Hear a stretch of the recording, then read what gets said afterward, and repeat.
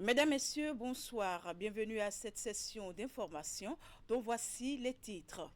Un nouvel ouvrage dans le monde de la littérature béninoise. Il s'agit de l'œuvre autobiographique de Pierre d'Alcantara Zoclé dont il a procédé au lancement officiel vendredi dernier à Cotonou. La cérémonie de lancement du livre s'est déroulée en présence d'un parterre d'invités de marque. Vous suivrez les détails dans un instant.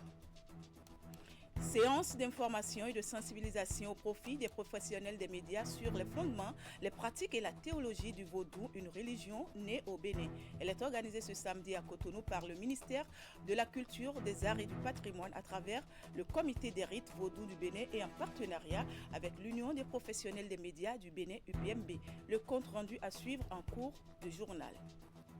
Et puis, célébration de l'édition 2026 du Festival Zolari par la Commission nationale linguistique YOM, section de Cotonou, ce week-end à la place de l'Amazone. Diverses prestations et un vibrant hommage au patrimoine culturel YOM sont au rendez-vous de cet événement. Vous suivrez le compte-rendu de la cérémonie d'ouverture en fin de journal. À nouveau, bonsoir et merci de nous rejoindre sur Canal 3 Bénin.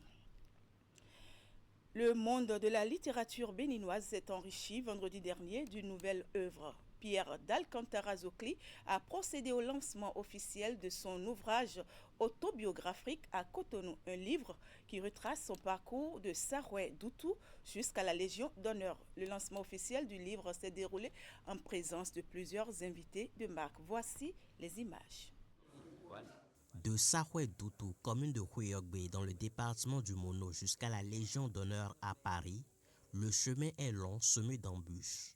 C'est précisément ce parcours que Pierre d'Alcantara Zoclé a choisi de raconter dans son ouvrage. Son autobiographie intitulée Mon Odyssée de Saroué Doutou à la Légion d'honneur à Paris fait désormais son entrée dans les rayons des bibliothèques. 275 pages durant lesquelles l'auteur déroule le fil d'une existence riche en enseignements et en défis, semée d'anecdotes marquantes, dont celle-ci vécue face à un recruteur en France. Il me fit asseoir, me regarda droit dans les yeux et déclara notamment qu'au vu de mon origine et de mes probables conditions de vie, il voulait faire de la discrimination positive en m'attribuant le poste. Il ajouta qu'il ne savait pas d'où je venais, ni ce que je mangeais. Peut-être que vous viviez dans des arbres.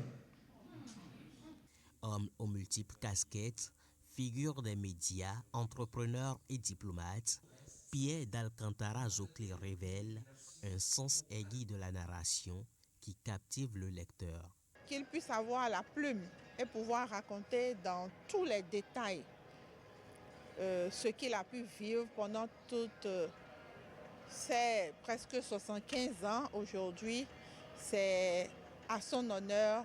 Je tiens à vraiment le féliciter. Et comme j'ai dit dans ma déclaration tout à l'heure, c'est ce petit enfant de Doutou qui est devenu une très grande personnalité, qui fait honneur à son pays, qui fait honneur à sa communauté et qui fait honneur à sa famille Zoclé dont il est le président de la fondation. À plus de 110 ans, Pierre d'Alcantara Zoclé livre ainsi le récit d'une trajectoire singulière, à la fois témoignage personnel et leçon de vie. Lancement officiel du concours de recrutement de 50 auditeurs de justice et 50 élèves greffiers dans la matinée de ce samedi au Collège d'enseignement général Sainte-Rita de Cotonou. C'est le seul centre au plan national qui a accueilli les 750 candidats à la profession de magistrat. 2050 postulants du côté des greffiers en devenir rivalisent d'ardeur dans les centres retenus dans 6 départements du Bénin. William Clécan et Rachidi Soubérou pour le point du lancement. 2 jours de démonstration du niveau de culture et des connaissances de juristes accomplis pour porter la toge et servir le Bénin dans les juridictions. Ce concours de recrutement des auditeurs de justice et élèves greffiers au profit du ministère de la Justice et de la Législation est organisé en respect des prévisions préétablies pour l'année 2025. Aujourd'hui, nous avons, sur le plan statistique, 2800 candidats, dont 750 environ pour les élèves de justice et 30% de femmes. Et 2050 candidats pour les élèves greffiers, donc 41% de femmes. Tous nos superviseurs sont partis depuis jeudi pour les centres les plus lointains. Et ce matin, dès qu'on a lancé avec le garde des Sceaux, ils ont lancé aussitôt de l'autre côté. Tous les candidats à ce recrutement des auditeurs de justice composent ici, au Collège d'enseignement général Sainte-Rita de Cotonou, avec 2 places réservées aux personnes handicapées dans le total de 50 cadres à retenir. 3 places sont prévues pour les postulants personnes handicapées dans l'ensemble de 50 postes à pourvoir chez les élèves greffiers. Pour le compte de ce corps, d'autres candidats composent également au CEG 1 Natitengu, Lokosa et Abomey, de même qu'au lycée Mathieu Bouquet de Paracou et Béanzin de Porto Novo. Un message plus général, c'est de dire que le système judiciaire continue de faire en sorte de remplir toutes les fonctions qu'on attend de la justice, de faire en sorte que la carte judiciaire soit totalement opérationnalisée et que ces recrutements sont nécessaires pour que nous puissions atteindre les objectifs d'une justice de proximité, une justice qui permette à chaque citoyen de pouvoir défendre ses droits. Ce concours est ouvert aussi bien aux candidats externes qu'au profit de certains fonctionnaires de l'État. La 2e édition du festival Oculus s'est ouverte ce samedi au centre EIA d'Akpakpa à Cotonou. La rencontre met en avant la musique et l'impact social à travers des panels de discussion, des masterclass, des concerts et des dons. Pour cette édition 2026 de l'initiative, les organisateurs entendent sensibiliser la jeunesse sur les violences basées sur le genre VBG, une manière pour ces derniers d'accompagner l'Institut national de la femme, partenaire de l'événement, dans sa mission. Le point de la rencontre avec Ingrid Day et Simon Rollon.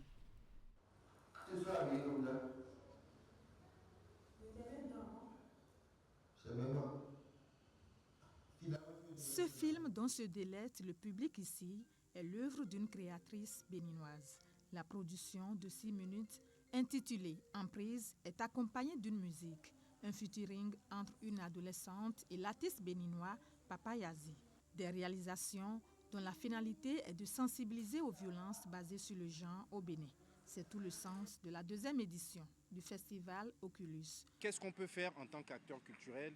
C'est profiter de la notoriété qu'ont les artistes pour pouvoir créer des actions qui impactent la communauté, mais qui parlent aux jeunes, qui seront les pères de demain, qui seront les mères de demain. Donc si on arrive à leur passer le message maintenant, c'est sûr que dans 10 ans, quand ils deviendront parents, ils auront grandi avec ce message. Donc nous, on vient en complément de ce que l'INF fait. Et c'est nous, notre devoir citoyen qu'on fait. Créer, s'exposer et assumer au féminin. C'est le thème qui a servi de fil conducteur aux échanges lors d'un panel animé par des journalistes et influenceuses.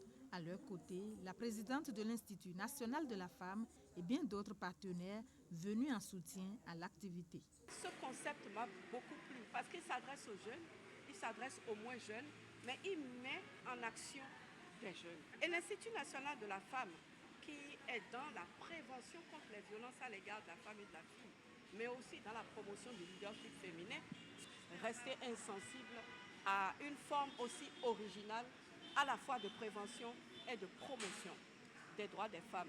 Le festival Oculus ne se focalise pas que sur la sensibilisation aux violences basées sur le genre. Il se concentre également sur des actions sociales concrètes. Pour cette 2e édition, plusieurs lampadaires seront installés dans divers quartiers d'Akpakpa à Cotonou. Et puis, je le disais en titre, le ministère de la Culture, des Arts et du Patrimoine, à travers le Comité des rites vaudous du Bénin et en partenariat avec l'Union des professionnels des médias du Bénin, UPMB, a organisé ce samedi 20 juin une séance d'information et de sensibilisation à l'intention des professionnels des médias. Au menu des échanges, les fondements, les pratiques et la théologie du vaudou, une religion née au Bénin. Objectif, mieux outiller les acteurs des médias, appelés à relayer auprès du public l'essence de cette culture dans un contexte où le vaudou reste souvent mal perçu, notamment à l'extérieur. Voici le reportage. S'informer pour mieux informer. C'est l'objectif de cette rencontre organisée par le ministère de la Culture, des Arts et du Patrimoine. Elle réunit les professionnels des médias. Au menu des discussions dirigées par le comité des rites vaudous, comprendre dans le détail ce qu'est le vaudou, sa théologie ainsi que d'autres aspects liés à cette religion qui trouve ses racines au Bénin. Cette activité permet donc aux journalistes d'avoir les éléments de langage, la déconstruction du langage sur le vaudou qui a subi des assauts par le passé du missionnaire, du colonialisme et aujourd'hui de beaucoup d'incultes se faisant passer pour des gens qui appréhendent certains pans de la culture vaudou. Une initiative saluée par les concernés. Pour ces hommes et femmes des médias, appelés à informer un large public, l'exercice tombe à point nommé. Je crois que c'est une très bonne initiative qui mérite d'être encouragée, aussi bien à l'échelle nationale qu'internationale, pour démythifier tout ce qui se dit autour du vaudou et permettre que notre tradition retrouve ses lettres de noblesse. Cette communication, cette rencontre nous permet de faire la part des choses et de savoir désormais dans nos productions quel est le lexique, quelle est la grammaire, quels sont les mots que nous devons ou bien auxquels nous devons faire désormais attention lorsque nous voulons parler de cette culture-là qui est partagée par des millions de Béninois, d'Afro-descendants à travers le monde. Au-delà de l'aspect pédagogique, c'est tout un travail de déconstruction des préjugés qui s'amorce. L'espoir est de voir les médias porter un regard plus juste sur la religion vaudou au Bénin comme à l'extérieur. Le mal et le bien. Autre volet de l'actualité, le 19 juin de chaque année, la communauté internationale célèbre la journée mondiale de lutte contre la drépanocytose. Combler le fossé de survie, l'équité dans la drépanocytose, c'est le thème retenu cette année pour la célébration. Un thème qui invite à intensifier la sensibilisation et la lutte contre cette maladie génétique. Au Bénin, la drépanocytose demeure un problème de santé publique, ce qui explique le combat mené par plusieurs associations aux côtés du ministère de la Santé. L'association de lutte contre la drépanocytose au Bénin, présidée par Herman Langbenon, en est un exemple. Il en parle au micro d'Esther Tofa. Je vous invite à le suivre. Le combat contre la drépanocytose est pour moi un leitmotiv parce que j'ai eu à vivre des expériences sulfureuses avec la drépanocytose. Dans mon entourage, il y a eu des gens qui ont porté la drépanocytose et sont partis décédés, je voudrais dire, dans la fleur de l'âge. Et moi aussi, personnellement, avec ce que j'ai vécu depuis l'enfance, il était impératif que je m'engage pour une cause aussi noble que la lutte contre la drépanocytose. Au Bénin, je vais m'appesantir sur les résultats de juin vers mai 2025, à l'issue de la campagne nationale qui a été faite dans tous les départements. Environ 11 000 personnes ont été dépistées. Et il a été constaté que 5% sont porteurs de la maladie, 22% sont porteuses du trait, les AS et les AC. Et au niveau pédiatrique chez les enfants, nous avons vu 4,1% de cas de drépanocytose chez les hospitalisés. Ce qui nous amène à dire que la drépanocytose reste toujours une priorité de santé publique pour laquelle il faut mener des actions afin que les générations futures en soient protégées. Et dans le cadre de la lutte contre la drépanocytose, plusieurs actions sont menées. Au Bénin, le mois de juin est décrété juin vermeil par le ministère de la Santé afin de renforcer la sensibilisation autour de la maladie. Et cette année, la campagne met l'accent sur la thématique « Connais-tu ton statut ?» Le président de l'association de lutte contre la drépanocytose au Bénin, Herman Langbenon, revient ici sur ces actions. On le retrouve au micro d'Esther Tofa et Jocelyn Barriga. Depuis quelques années, Asolute Bénin se mobilise via l'initiative Juin Vermeil, qui est coordonnée par le ministère de la Santé à travers son bras opérationnel, le Programme national de lutte contre les maladies non transmissibles, pour que les actions de sensibilisation et de dépistage de masse, de campagne médiatique puissent être fait sur tout le territoire, des actions puissent être faites sur le territoire national et que les jeunes en âge de procréer surtout puissent connaître leur statut hémoglobine et puis se faire désormais des choix d'union, des choix, des projets de mariage en fonction de l'information qu'ils auront. Et aussi, je voudrais dire que c'est pour nous l'occasion de continuer à plaider pour que les personnes qui en souffrent déjà puissent désormais mieux se porter, puissent être mieux prises en charge de façon holistique. Il faut que tous les jeunes béninois connaissent leur électrophorèse. C'est pourquoi nous avons voulu accentuer l'information de la campagne sur cette question. Parce qu'il faut se connaître l'autre avant de décider de rester ensemble. Donc si quelqu'un ne connaît pas en 2026 son statut d'électrophorèse, c'est grave. C'est pour ça que l'occasion est donnée, l'opportunité est donnée à tous de pouvoir aujourd'hui aller sur les sites de dépistage de tous les départements du Bénin. Une interrogation à présent dans cette édition. Que consomment les Béninois au goûter à Cotonou en dehors des 3 repas principaux de la journée que sont le petit déjeuner, le déjeuner et le dîner? Eh bien, entre 16h et 17h, beaucoup pour apaiser leur sensation de faim prennent quelque chose de léger. Hugues Vingbe et Elvis Tonoucoin s'y sont intéressés et voici le point de leur descente sur le terrain.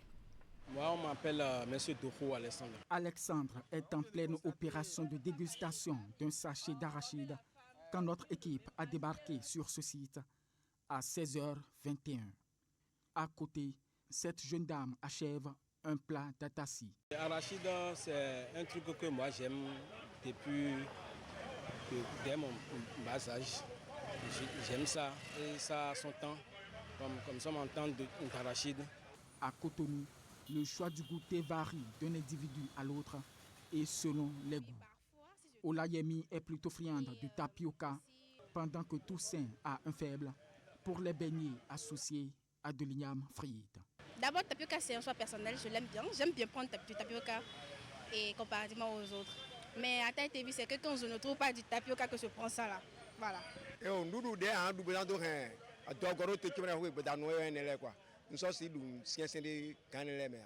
Pour certains, au-delà de la satisfaction même d'un besoin alimentaire, le goûter est un rituel incontournable. Mais si je ne fais rien, je prends du goûter, forcément. Mais idéalement, quel choix opérer pour sa collation? La spécialiste nous répond. Donc, on ira sur une association de juste 2 groupes d'aliments, idéalement. On peut associer un peu de glucides avec un peu de protéines.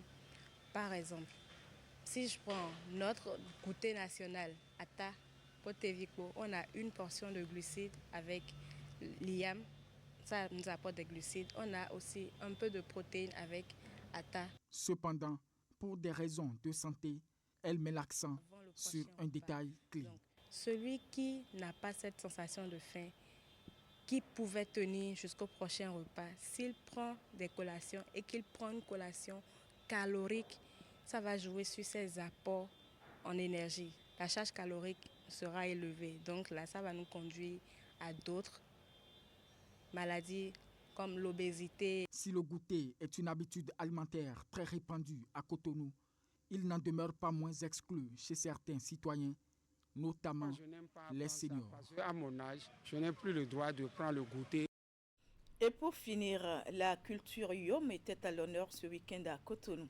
La Commission nationale linguistique Yom section de Cotonou a célébré l'édition 2026 du festival Zoulari à la place de l'Amazone. Un rendez-vous marqué par des danses traditionnelles, des prestations artistiques et un vibrant hommage au patrimoine culturel Yom. Le compte-rendu de la cérémonie d'ouverture avec Teddy Goudalo et Moufid Sabouan. Chants et danses traditionnelles donnent le ton à cette célébration de l'identité Youm à la plage de l'Amazone à Cotonou. Hommes, femmes et jeunes, vêtus de tenues aux couleurs de leur ère culturelle, se retrouvent pour célébrer l'édition 2026 du festival Zoulari Un rendez-vous dédié à la promotion des arts, de la culture et des valeurs du peuple Yom. Notre langue constitue aujourd'hui l'une des plus importantes richesses culturelles de notre département. Elle est la langue la plus parlée dans la Donga et représente un patrimoine vivant. À l'initiative de la Commission nationale linguistique Yom, session de Cotonou, cette rencontre se veut un cadre de préservation et de transmission du patrimoine culturel aux jeunes générations. La culture, c'est ce que nous mangeons, c'est la vie que nous portons, c'est ce que la communauté Yo a inventé de l'état nature. Le plus, c'est la houe, c'est la marmite, ce sont nos habits, c'est notre manière de danser, de s'habiller, de manger, de boire, de croire ou de ne pas croire. C'est ça la culture. Valoriser la culture des Yowa que nous sommes, c'est garder vivante notre façon de penser. Parlons notre langue, Yom, à nos enfants à la maison. Parlons-leur du Yorou, de nos valeurs. Soutenons la commission linguistique, Yom, car le peuple qui oublie sa danse risque d'oublier son nom. Au-delà de son caractère festif, Zolari est également un appel à l'unité et au développement. Les responsables de la communauté Youm invitent les fils et filles de cette ère culturelle à renforcer les liens de solidarité et à contribuer davantage au rayonnement de leur patrimoine. Eh bien, mesdames, messieurs, c'est sur cet élément que se referme ce journal. Merci pour l'attention et merci également à toute l'équipe de préparation, de réalisation et de diffusion. Je vous souhaite une bonne soirée et un excellent début de semaine en compagnie des programmes de Canal 3 Bénin. À demain.